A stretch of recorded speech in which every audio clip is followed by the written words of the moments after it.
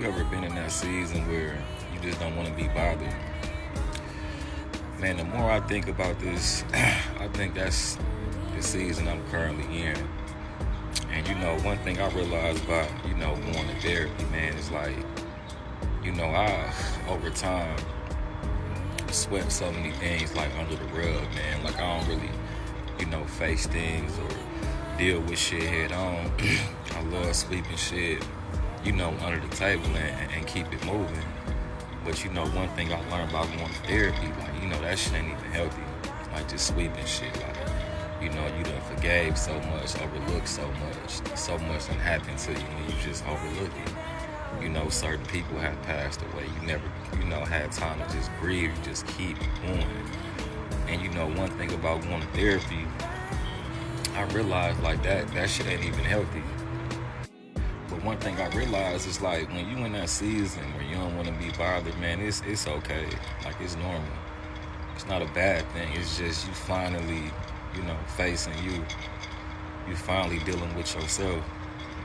And being in that season where you don't want to be bothered, you don't want to do too much of shit, it's not a bad thing, man. Like at some point, I don't care who you are, man, you're going to have to take a season off for yourself, man, and shed them parts about you that, unfortunately, they can't come with you in that next season, man, and it's okay. But going to therapy, man, can be scary for like multiple different reasons, man. Like therapy, man, shed light on the good, the bad, and the ugly in your life. Like when I went, man, I never knew I had that much shit to work on, man. But the scariest part about going to therapy, man, like, for me, just realizing, like, the people I had to let go of, man, that wasn't serving me no purpose, man.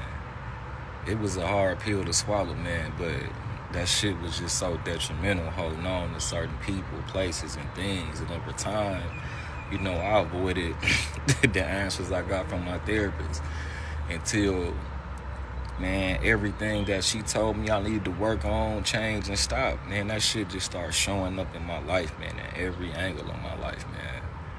And, being in that season where you don't want to be bothered and you don't want to talk, it's tricky. We get lonely at times, man. But, we all reach that point where, you would start double thinking that season. Like, man, you know what? It ain't going to kill me to go have a drink, It ain't going to kill me to do this or do that or step back in this person's life. That's the devil, man. I don't care how lonely them seasons get, man. If God done brung you out certain situations, man, don't go back because you bored. Don't go back because you lonely, man. Stay in that season. And I had multiple different times where God set me down, man, throughout my life, whether it was 8 months, 4 months, 2 weeks, 2 years. And them times seem, they seem long and they be hard, man.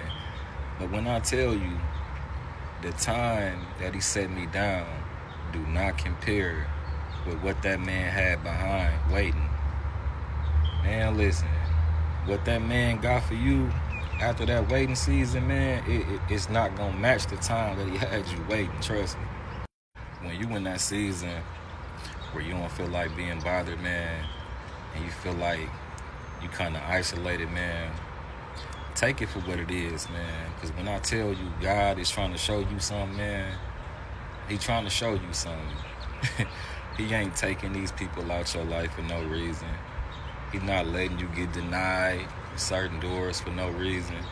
Man, listen, sometimes, man, gotta allow certain doors to open just to show you it ain't nothing in there, man. So when you in this season, my advice to you people who in this current season, just like me, give yourself grace, man. Because I'm telling you, man, everything that's about to happen next was worth waiting for, man. Believe that.